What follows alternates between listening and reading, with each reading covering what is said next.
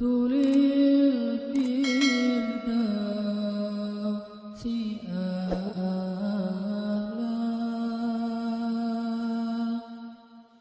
wala aqwa ala naril jahim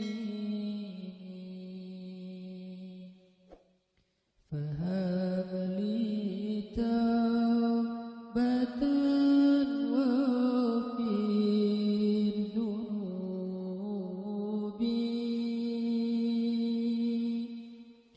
فإنك غافر الذنب العظيم.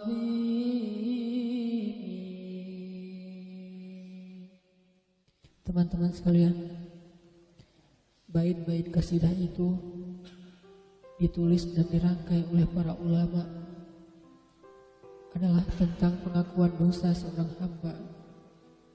Ketika seorang hamba berada di puncak penyesalan dan merasa tahu diri bahwa dia adalah seorang hamba yang kotor, sehingga dia mengatakan, Ilahi, lastu lil firdausi ahla.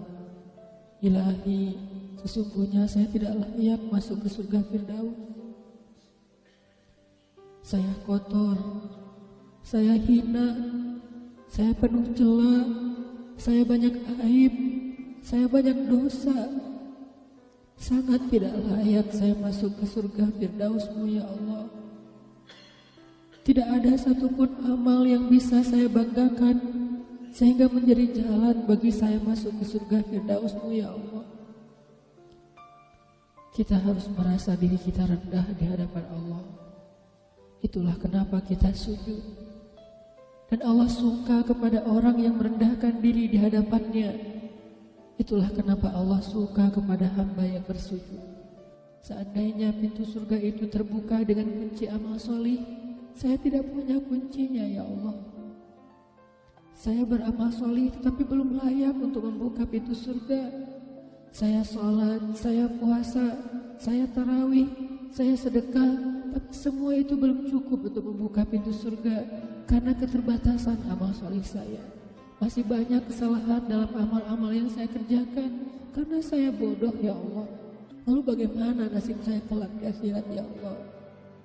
Jika ditimbang-timbang, sungguh kedurhakaan saya lebih sering daripada istighfar saya ya Allah. Saya tidak pantas menjadi penghuni surga ya Allah. Wala aqwa 'alan naril jahimi. Tetapi saya juga tidak akan kuat dengan azab neraka Jahim-Mu ya Allah. Karena sesungguhnya tidak ada satupun dari makhluk-Mu yang sanggup merasakan azab neraka. Semuanya takut kepada neraka-Mu ya Allah. Jangankan 1 tahun, jangankan 1 bulan, jangankan 1 hari, sedetik pun tidak akan sanggup ya Allah. Karena saya mendengar sesungguhnya Rasulullah SAW bersabda, azab yang paling ringan bagi penduduk neraka adalah dipakaikan baginya sendal terompah dari api yang membakar kakinya sampai mendidihkan kepalanya. Itulah azab yang paling ringan di neraka untuk orang yang paling ringan berbuat dosa. Bagaimana dengan saya ya Allah? Dosa saya banyak, saya pernah durhaka kepada ibu bapak saya. Itu saja sudah cukup bagi saya mendapatkan azab yang lebih besar di neraka. Dan saya tidak sanggup ya Allah. Saya pernah durhaka kepada ibu saya marahi ibu saya karena satu kesalahan. Padahal saya lebih sering berbuat salah dibandingkan ibu saya. Tapi ibu memaafkan saya.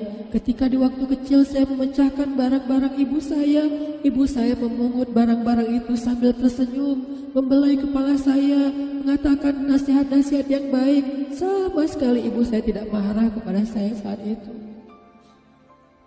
Tapi ketika telah dewasa, tidak sengaja ibu saya yang sudah tua renta kadang memecahkan barang saya, merugikan sedikit saja dari harta saya marah seperti setan ya Allah. Saya bentak ibu saya ya Allah, bahkan kadang membuat ibu saya terluka, kaget, takut.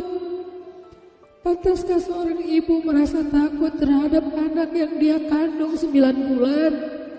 yang dia lahirkan dengan taruhan nyawa, yang dia susui dengan darah dagingnya, yang dia didik, dia jaga, yang dia berjaga di malam hari tidak tertidur demi untuk menjaga anaknya dari seekor gigitan nyamuk.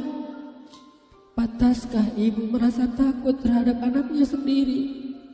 Cukup satu dosa besar saja durhaka kepada ibu membuat saya pantas masuk api neraka. Belum lagi dosa saya kepada ayah. Ketika saya berdebat habis-habisan di hadapan ayah saya, hanya ketika ayah saya menasihati saya dengan satu nasihat sederhana, saya debat ia, seolah-olah wawasan saya lebih banyak, ilmu saya lebih banyak, pergaulan saya lebih luas, pendidikan saya lebih tinggi. Padahal semua itu saya dapatkan hasil dari perjuangan dan pengorbanannya. Ketika keduanya sudah menjadi tua dan lemah, kadang keduanya rindu kepada saya, ya Allah. Mereka memberi kami pesan, ya Allah. Mereka bertanya, bagaimana kabarmu anakku? Tapi kami tidak peka. Hati kami tertutup dengan ego dan sombong. Kami tidak bisa membaca teks itu dari perasaan mereka. Kami hanya membaca teks mereka dan tidak segera membalasnya. Kami anggap teks dari orang tua kami tidak penting, masih bisa ditunda untuk dijawab nanti sore. Padahal mereka sedang kangen, sedang rindu kepada kami, ya Allah.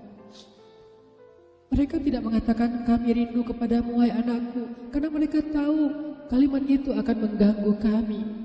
Kalimat itu akan menjadikan hari kami tidak lagi mudah. Kalimat itu akan merusak konsentrasi kami dalam bekerja. Kalimat itu akan menghalangi banyak urusan kami, sehingga mereka menahan diri. Mereka hanya bertanya, apa kabar kami? Lalu kapan kami berbakti kepada mereka, ya Allah? Sampai seusia ini kami masih merepotkan mereka, ya Allah. Kapan kami akan berbakti kepada mereka? Rasanya kami lupa. Entah kapan kami pernah memijat kaki mereka setelah mereka seharian bekerja. Entah kapan kami pernah memberikan minuman hangat untuk mereka. Kami durhaka kepada orang tua kami, ya Allah. Bahkan setelah mereka wafat, kami lupa mendoakan mereka di dalam sholat kami. Harusnya kami disiksa di api neraka, tetapi kami tidak kuat, ya Allah.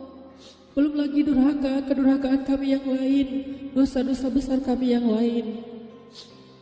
Kami pernah bermaksiat kepadamu diam-diam, ya Allah. Kami pernah berbuat dosa diam-diam, dan padahal kami tahu itu dosa besar. Tapi kami tidak peduli, kami tidak takut kepadamu. Seolah-olah ancamanmu itu hanyalah mitos, seolah-olah ancamanmu itu hanyalah fiktif, seolah-olah apa yang kau firmankan di dalam Al-Quran itu tidak benar-benar ada. Kami sombong, menantangmu dengan berbuat dosa. Banyak dosa yang kami tidak bisa menyebutkan satu persatu, ya Allah. Keluh lidah kami untuk menyebutkan dosa-dosa kami, ya Allah. Malu untuk menyebutkan dosa-dosa kami, ya Allah. Tidak ada yang bisa kami harapkan darimu selain Engkau terima taubat kami, ya Allah. Fahabli taubatan, beri kami taubat yang nasuha, ya Allah.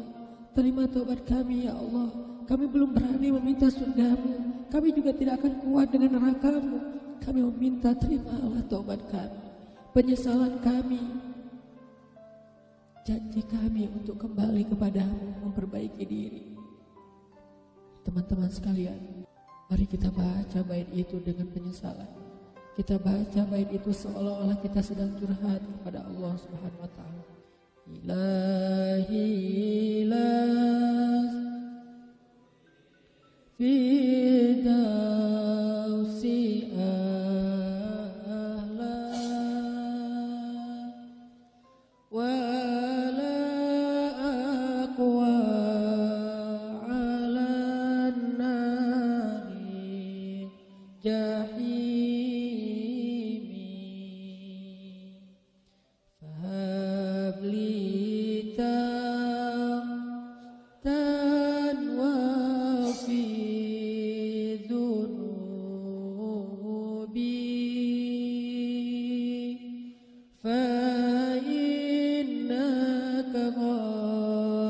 غافر الذنب